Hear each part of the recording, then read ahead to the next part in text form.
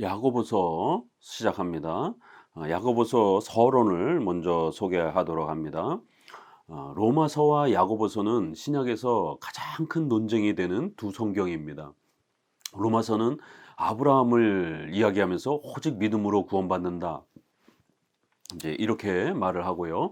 야고보서에서는 그 아브라함을 언급하면서 믿음으로만 아니라 행함으로 구원받는다라고 이렇게 말을 하다 보니까 이 로마서와 야고보서가 마치 충돌을 일으키는 것처럼 이런 오해들이 많이 있었고, 이 야고보서와 로마서를 어떻게 조화시켜야 되는지에 대한 이 어려움을 겪으면서 교회사 속에서는 결국 한편으로는 로마서만 강조가 되던 그런 신앙만 극단적으로 강조하는 그러한 또 형태들이 있었고요. 또 반대로 이렇게 야고보서만 또 지나치게 강조하는 또 그런 형태로 로마서를 등한시하는 또 이러한 또 역사가 있었습니다. 그럴 때 우리 장로교 개혁주의는 이 로마서와 야고보서는 모두가 다 하나님의 신약의 말씀이고, 다만 이 로마서와 야고보서가 서로 다른 게 아니라 관점이 차이가 난다라는 것을 그렇게 설명해 왔습니다. 어, 오늘날도 이 특별히 로마서를 지나치게 강조하는 이제 경건주의, 신비주의, 오순절파 뭐 이런 데서는, 감리교 이런 데서는 주로 로마서만 지나치게 강조를 하고요. 또 현대 오늘 자유주의라든가 또 이러한 여러 가지 생활을 지나치게 강조하는 또 이제 이러한 분파들에서는 야고보서를 또 지나치게 또 이렇게 우선적 그러한 그 성경으로 가르치기도 합니다. 그러니까 역사가 동일한 거예요. 로마서와 야고보서의 조화 관계를 이해를 못하게 되면 동일한 실수를 반복할 수 있는 것입니다. 더더구나 로마 가톨릭 같은 경우는 이 야고보서를 칭의의 근거로 이렇게 삼으면서 또 무리를 일으켰습니다. 고대 역사 어거슨 시대에는 바로 펠라기우스라든가 이런 반펠라기우스주의자들이, 또 종교개혁 시대 때는 알미니안주의자들이 이 야고보서를 마치 칭의의 근거인 것처럼 또 이렇게 사용하기도 했습니다. 그러나 야고보서는 성화의 그러한 기준이 되는 아주 중요한 신약의 성경입니다. 로마서는 믿음의 칭의와 관련된 가장 중요한 원리를 가르치는 그러한 성경의 초점이라면, 야고보서는 성화의 이러한 중요한 원리를 가르치는 그러한 관점의 차이가 있는 겁니다. 그래서 우리 장로교는 로마서와 야고보서는 부딪히는 게 아니라 관점이 다르다라는 거예요. 로마서는 칭의를 집중적으로 설명을 하고 있는 거고, 야고보서는 성화의 중요성을 집중적으로 강조하는데 그 표현법이라든가 그러한 또 그 설명하는 또 방식에 있어서 또 그들이 대처하고 논쟁하면서 싸웠던 대상들이 또 차이가 나다 보니까 로마서는 주로 율법주의의 이러한 또 성향을 보이는 유대주의자들을 대상으로 하면서 유대주의자들의 그 구약의 율법에 대한 잘못된 이해, 그래서 예수님을 부정하고 복음을 부정하는 이러한 자들을 대상으로 해서 율법의 이러한 잘못된 적용을, 이해를 책망하면서 율법주의를 책망을 하고, 그러면서 오직 믿음으로 구원받는 것이다, 복음을 강조하는 이러한 칭의의 본질을 강조하는 이런 성격이 있고요. 야고보서는 벌써 이제 시간이 한참 흐르면서 또 다른 그러한 1세기 당시에 이러한 신비주의자들, 경건주의라고 하는 이러한 영지주의자들과 같이 신비 체험과 또 이런 영적 체험이라든가 이런 걸 강조하는 이러한 또 무율법주의자들, 신앙만 마치 강조하고 자신의 어떤 신비 체험만 있으면 다 되는 것처럼, 그러면서 기독교 윤리와 문화를 파괴하는 이러한 무율법주의자들이 또 팽배하고 있었을 때 그들을 대상으로 해서 책망하면서 그렇게 극단적으로 신앙만 강조하면서 그들의 생활과 윤리는 등한시하고 기독교 윤리를 파괴하는 이러한 것은 올바른 신앙이 아니다라고 하면서 강하게 또 이렇게 책망하면서 올바른 이러한 또 율법의 사용에 대한, 십계명을 중심으로 한 올바른 율법에 대한 이해를 아주 적극적으로 설명해 가는 것입니다. 이것은 오늘날도 마찬가지로 율법주의와 무율법주의의 이러한 그 곡해들이 여전히 한국 교회도 혼란을 일으키고 있습니다. 그랬을 때에 우리 장로교 개혁주의는 로마서를 통해서는 칭의의 이러한 소중한 본질과 원리를 우리는 또 잘 가르쳤고요. 또 야고보서를 통해서는 절대로 로마서를 공격하면서 야고보서를 강조하는 게 아니라 로마서를 기초로 해서 칭의의 기초에서 성화의 중요성을 강조하는 이러한 또 성화의 관점에서 야고보서를 다루었던 것입니다.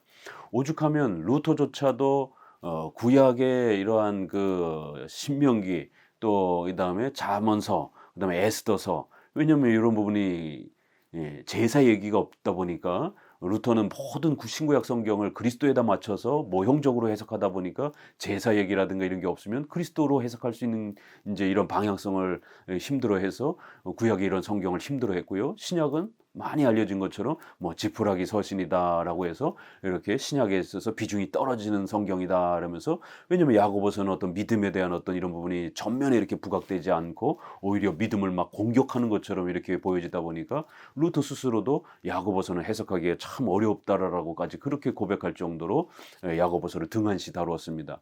그러나 칼빈은 이 야고보서를 아주 굉장히 풍성하게 다뤘고요.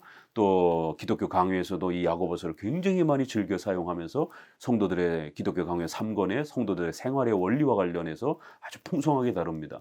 또 웨스트민스터에서도요. 칭의에 대한 11장 부분이 또 이렇게 소개가 되면서 신앙의 원리도 소개하지만 13장 인제 성화에 대한 인제 이런 부분들이 본격적으로 소개가 되면서 16장 그 성화의 기준은 오직 하나님의 말씀이다라고 하는 선행에 대해서 16장, 17장은 견인, 그러한 그 윤리적 삶을 이야기하는 성화적 삶을 이야기하는 견인, 그리고 18장은 구원의 확신, 그리고 19장은 그 성화의 기준이 되는 율법, 그 율법을 어떻게 이해할 것인가, 율법의 삼용법에 대한 아주 놀라운 장로교적 이해를 이렇게 웨스트민스터는 이러한 성화와 관련된 그러한 그 장들에서 야고보서를 아주 적극적으로 그렇게 사용하면서 성화의 원리를 소개하는 것입니다.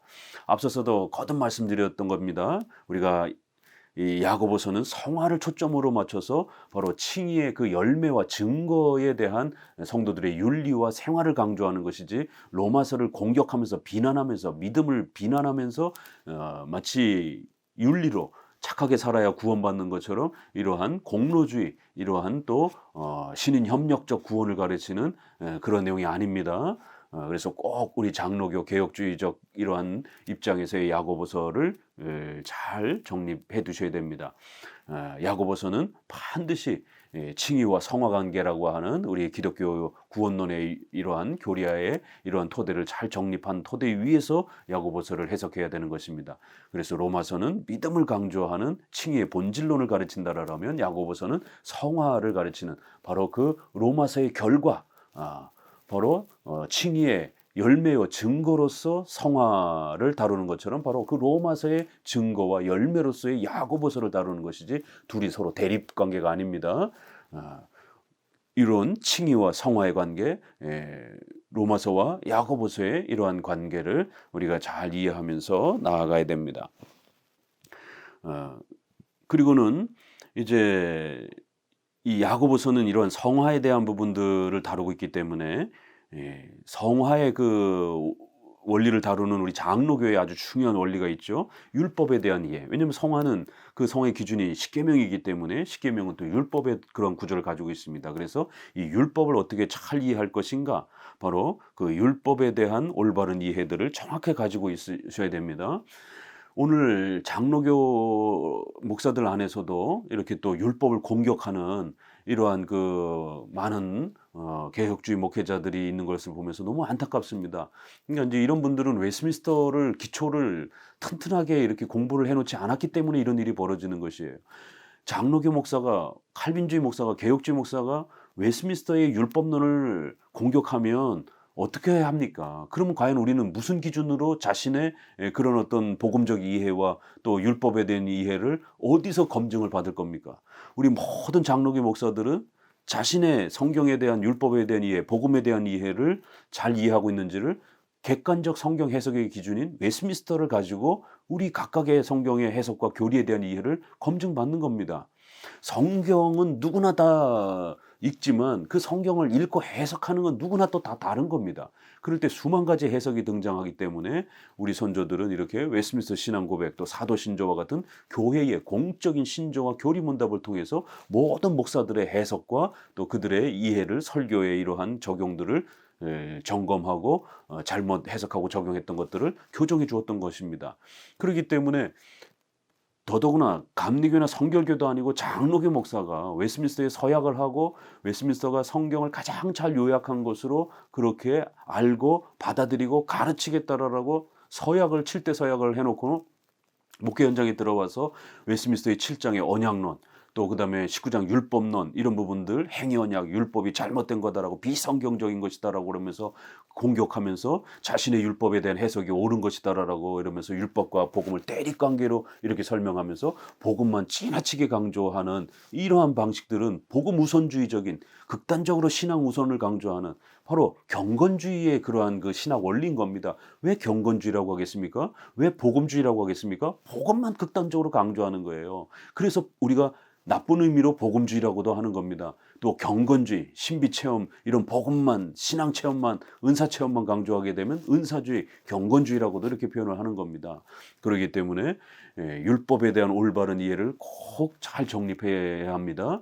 그래서 그 율법은 기록 형식에 있어서는 의식법, 또 재판법, 또 그다음에 도덕법, 요런 세 가지 형태로 율법이 기록되어 있다라는 거. 그래서 그러한 형식은 신약에서 예수님이 십자가에 못 박혀 돌아가시면서 구약의 모든 성전 중심의 제사법, 그다음에 손목을 자르고 또 돌로 때려 죽이라는 이런 아주 엄한 재판법, 형벌법이라고 하는, 구약은 국가와 교회가 일치된 그런 사회 구조였기 때문에 이러한 신앙적 범죄를 국가가 처벌하는 이러한 강력한 처벌 규정들이 있었습니다. 이러한 모든 법들은 웨스민스터 19장에 보니까 의식법, 재판법들은 예수님이 오시고 난 다음에는 중단되었다. 그리고 그 속에 있는 도덕법적인 일반적 그 교훈들을 찾아내서 오늘 우리에게 적용하면 된다라고 이렇게 말하는 것입니다. 계대결혼, 형사 취소혼이라고 하는, 형이 아들이 없이 아들 낳지 못하고 죽으면 둘째가 형수를 취해서 아들을 낳아주고 재산을 물려줘야 됩니다. 이게 형사 취소법이라고 합니다. 형이 죽으면 형수를 취한다. 취소혼 이렇게도 표현을 합니다. 계대결혼이라고도 말합니다. 이거 오늘날 따라할 수 있겠습니까? 큰일 나죠. 가나안 족속들을 다 죽이라, 이런 살인명령, 전쟁명령, 이걸 오늘 따라할 수가 없는 것입니다. 그래서 율법의 기록 형식, 신구약의 차이성이 분명히 있기 때문에 구약에 특별히 윤리를 적용할 때는 아주 조심해야 된다는 겁니다. 의식법, 재판법, 도덕법이 있다는 것, 도덕법만 우리가 잘 찾아서 적용해내는 겁니다. 그 다음에 그 율법을 적용할 때는 율법의 3용도가 있다라고 말씀을 드렸습니다.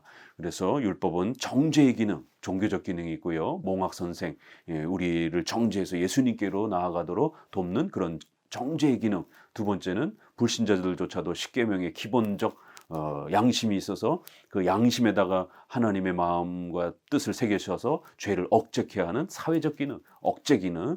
그다음에 우리 신자들에게 성화의 규범으로, 칭의의 조건이 아니라 성화의 규범으로 사용되어지는 삶의 규범으로서 성화의 기준으로 그렇게 쓰여지는, 하나님 앞에 더 거룩해져 가도록 우리를 방향을 잡아주는, 도와주는 그러한 기능으로서 율법의 제3용법, 용도 기능이라고 하는 성화적 기능, 이렇게 율법의 기록 형식, 율법의 또 이러한 적용, 용도, 이런 부분들을 잘 구별하면서 그렇게 야고보서를 접근해야 됩니다. 그 외에 이제 좀 기본적인 내용들은요. 야고보서는 예수님의 동생이 기록한 걸로 이렇게 많이 공적으로 인정이 되어 있습니다. 칼빈은 세베대의 아들로 이렇게도 보기도 하고요. 또 청교도 청교도의 유명한 주석가인 메투폴은 알페오 아들로 또 이렇게 보기도 합니다. 그러나 이제 최근에는 예수님의 그 동생으로 보편적으로 많이 이렇게 공적으로 인정이 되고 있습니다. 예수님의 동생 그 야고보는 62년 정도에 이렇게 돌아가시기 때문에 그 이전에 기록된 걸로, 특별히 야고보서에서는 예루살렘 총회와 관련된 이런 중요한 사건의 언급이 없는 걸로 보아서 대략 50년 전 기록된 걸로 이렇게 이제 평가를 합니다. 예루살렘 총회가 대략 한 50년 정도에 이렇게 총회가 열린 걸로 평가하기 때문에 이 기준을 잡아서 50년 전에 기록된 걸로 이렇게 봅니다. 또 야고보서는 물론 성화, 행위에 대한 부분을 아주 많이 강조합니다. 그러나 야고보서도요, 기본적인 신앙의 원리, 칭의의 원리, 이러한 부분들은 동일하게 기초로 전제하고 깔고 이렇게 갑니다. 야고보서에서는 전혀 복음의 어떤 이런 내용이 없는 게 아닙니다. 우리가 자세히 들여다보면 얼마든지 그런 내용들이 있습니다. 전적 부패 이런 표현, 인간은 죄인이다, 인간은 전적으로 무능력하다, 이런 부분들이 성화 관련해서 성화는 우리의 책임을 강조하고 열심히 하라라고 하는 이러한 권면이 많지만, 인간은 그런 윤리를 우리 인간의 힘으로는 할 수 없다라고 하는 이런 전적 무능력에 대한 부분을 또 강조합니다. 4장 8절 9절 보면 하나님을 가까이 하라, 그리하면 너희를 가까이 하시리라. 죄인들아 손을 깨끗이 하라. 이렇게 죄를 지면 안 된다 이렇게 말하는데요. 두 마음을 품은 자들아 마음을 성결하게 하라 이러면서 많은 윤리적인 그러한 권면을 하지만, 더욱 중요한 건 우리 마음을 새롭게 하는 것이 더욱 중요한 것이다. 우리는 죄인들이다라고 이렇게 표현하는 이런 표현들, 이것은 전형적인 전적 부패의 신약적인 이러한 표현이기도 합니다. 또 오직 은혜로, 또 오직 예수 그리스도만으로 우리가 그렇게 거듭나고 구원받는다라고 하는 또 이런 표현, 오직 구원은 하나님이 주신다라고 하는 이 공로와 인간의 윤리의 이러한 공로와 선행을 통해서 구원받는 게 아니다라는 게 야고보서 자체 내도 아주 분명히 선명하게 드러나고 있습니다. 이 1장 6절에도 보면은요, 벌써 시작하자마자 1장 6절에 오직 믿음으로 구하고 조금도 의심하지 말라, 이렇게 오직 믿음이라는 표현이 벌써 1장 6절부터 로마서처럼 등장하랍니다. 우리 개역 한글이나 개역정판도 이렇게 오직이라는 단어를 의역해서 집어넣습니다. 잘 번역해놨습니다. 영어로는 인페이스라는 단어인데 엔피스테이라고 하는 이런 헬라어를 오직 이게 믿음 안에서 이를 좀 세게 번역하면 오직 믿음으로, 이런 표현이 되는 겁니다. 결국 우리가 지혜가 부족하고 우리의 삶의 이런 부족함, 성화의 부족함들을 느낀다라면 열심히 공로를 쌓아라, 우리의 능력으로 공로를 만들어서 그렇게 신인 협력적으로 하나님을 도와주고 협력하면 된다, 이런 개념이 아닙니다. 오직 믿음으로, 오직 은혜로 성화로 만들어가는 거라는 거예요. 오직 믿음으로 우리의 이런 부족함들을 도와달라고 하나님께 요청하라는 겁니다. 이런 표현. 또 그 다음에 2장 1절도 보면 내 형제들아 영광의 주 곧 우리 주 예수 그리스도에 대한 믿음을 너희가 가졌으니, 이것도 보세요. 계속 윤리에 대한 성도들의 윤리적 책임을 이야기하는데, 내 형제들아 영광의 주 우리 주 예수 그리스도에 대한 믿음, 이렇게 표현합니다. 성도들이 착하게 살았기 때문에 구원받거나 또 그 윤리를 통해서 우리가 칭이 되거나 이런 게 아니라 오직 주 예수 그리스도를 믿는 믿음, 오직 주 예수 그리스도를 고백하는 믿음, 이게 믿음이다라고 아주 분명히 이렇게 정의를 내리고 있습니다. 또 4장 12절에도요 아주 놀라운 표현이 있는데, 입법자와 재판관은 오직 한 분이시니 능히 구원하시기도 하시며 멸하기도 하시느니라. 보세요. 하나님은 창조주, 전능하신 그러한 질서를 세우시는 입법자이면서도 또 전능하신 구원자, 우리를 구원하시기도 하시고 또 우리를 죽이실 수도 있는, 멸하실 수도 있는, 이렇게 구원이란 오직 하나님이 하시는 것이다, 이렇게 표현합니다. 어디 야고보서가 어디 우리 인간의 선행이라든가 우리 인간의 공로로 어떤 윤리로 이렇게 중생이나 칭이나 어떤 이러한 믿음을 만드는 거라고 어디 이렇게 표현됩니까? 그건 하나의 이렇게 강조적 표현 속에서 윤리를 강조하는 이제 이러한 표현법이지, 근원적인 윤리의 이러한 성격은 칭의에서 중생에서 하나님의 은혜로 오는 것이다라고, 구원은 하나님이 주시는 것이다, 하나님이 멸망도 시킬 수도 있고 구원시킬 수도 있는 권한은 오직 하나님에게 있다. 얼마나 강한 표현입니까? 능히 구원도 하시기도 하고 능히 멸하실 수도 있는 주권은 오직 하나님에게 있는 것이지 인간에게 있는 게 아니다. 또 예정, 선택, 이런 표현도 나옵니다. 우리가 관심을 갖지 않고 봐서 장로교적 관점, 개혁주의적 관점에서 안 봤기 때문에 이렇게 안 보였던 것이지, 우리 개혁주의의 오직 은혜, 오직 믿음으로, 오직 그리스도로 이러한 신앙의 근본 원리를 야고보서도 다 깔고 있는 겁니다. 2장 5절에 내 사랑하는 형제들아 들을지어다 하나님이 세상에서 가난한 자를 택하사, 여기서 가난한 자를 택하사 믿음에 부욕해 하시고 또 자기를 사랑하는 자들에게 약속하신 나라를 상속으로 받게 하지 아니하셨느냐, 이러면서 가난한 자를 택하셨다. 이게 뭐 돈이 없는 사람들만 택했다 그런 뜻이 아니죠. 바로 성도들을 이렇게 세상에서 따돌림 받고 괄시받는 이러한 성도들을 항상 신약에서는 가난한 자 이렇게 많이 표현합니다. 이렇게 성도들이란 하나님의 택하신 백성들이라는 거예요. 예정된 백성들이라는 거예요. 그리고 그들을 믿음으로 그렇게 부욕해 하신 분이라는 겁니다. 믿음을 우리가 쟁취하고 우리 그 노력으로 만드는 게 아니라 믿음은 바로 하나님이 예정하신 자들에게 주시는 구원의 능히 구원도 하시는 바로 그러한 하나님이 주시는 거다 이렇게 말합니다. 믿음에 부욕해 하시고 믿음을 부여하게 만들어 주시는 분, 그리고 그 믿음의 은혜로 이제 하나님을 사랑하며 살아가는 이러한 성도들에게 그 하나님의 나라를 상속으로 그렇게 선물로 주시는 분이다. 예정, 믿음, 이런 상급 전부 다 하나님의 전능하심과 주권 속에서 오직 은혜로 주어지는 것이다 라고 이렇게 표현합니다. 또 성령 하나님의 불가항력적인 은혜로 우리가 윤리를 또 이루어가야 된다라고 이렇게 또 표현하는 것도 있습니다. 4장 5절 6절을 또 보게 되면은요, 너희는 하나님이 우리 속에 거하게 하신 성령이 시기하기까지 사모한다 하신 말씀을 헛된 줄로 생각하느냐. 그러나 더욱 큰 은혜를 주시나니 그러므로 일러스되, 이렇게 하나님이 교만한 자를 물리치시고 겸손한 자에게 은혜를 주신다. 이거 아주 전형적인 불가항력적 은혜의 표현입니다. 칭의도 그렇지만 윤리도 우리 인간의 힘으로 만들어가는 게 아니라 반드시 하나님이 우리 안에 주신 성령, 이렇게 보세요. 우리 속에 거하게 하신 성령, 성령은 우리가 쟁취하고 우리의 공로와 노력으로 붙들고 이러는 게 아니라 성령 하나님은 바로 성부 하나님께서 그의 택하신 백성들에게 주신다 이렇게 말하는 거예요. 이렇게 우리 속에 거하게 하신 하나님, 그 성령이 우리 안에 그렇게 거하셔서 시기하시기까지 사모한다. 이거는 로마서 8장에 있는 성령 하나님께서 탄식함으로 기도한다라는 표현하고 아주 비슷한 표현인 겁니다. 거기에는 구원과 관련해서 연결해서 썼고, 여기서는 성화와 관련해서 성령 하나님께서 강력한 열망으로, 강력한 사모함으로, 성령의 강력한 그러한 그 은혜와 힘으로 우리를 변화시켜 주신다라는 거예요. 이런 은혜로 우리가 성화되어져 가고 우리의 윤리와 도덕이 성장해 간다라는 겁니다. 우리 자신의 그런 노력으로 되어져 가는 것처럼 생각하면 착각이라는 겁니다. 그건 교만한 거라는 거예요.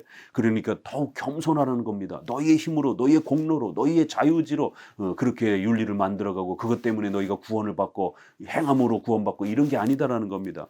성령 하나님의 불가항력적인 은혜, 우리를 성령이 시기하기까지 사모하는 그런 강력한 그런 성령 하나님의 열정적인 그러한 사랑과 에너지와 그러한 사모함과 그런 강력한 은혜로 우리를 변화시켜 주시고, 그러한 은혜를 통해서 더욱더 큰 은혜를 우리가 얻게 된다라는 거예요. 그래서 우리가 성화되는 것이다라는 겁니다.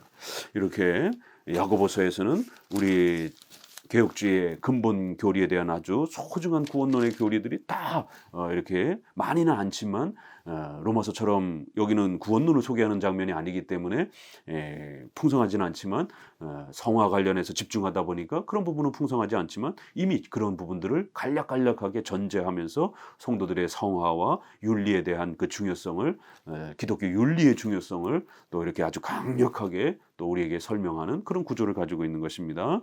자, 이제 본격적으로 야고보서의 또 이러한 기독교 윤리, 성화에 대한 부분들을 또 함께 배워가 보도록 합니다. 감사합니다.